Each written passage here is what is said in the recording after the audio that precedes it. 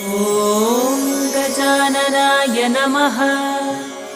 ॐ गणाध्यक्षाय नमः। ॐ विघ्नराजाय नमः। ॐ विनायकाय नमः। ॐ द्वैमातुराय नमः। ॐ सुमुखाय नमः। ॐ प्रमुखाय नमः। ॐ सन्मुखाय नमः। ॐ कृतिने नमः। ॐ ज्ञानदीपाय नमः।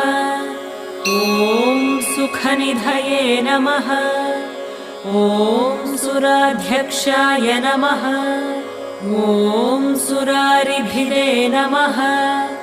ॐ महागणपतये नमः।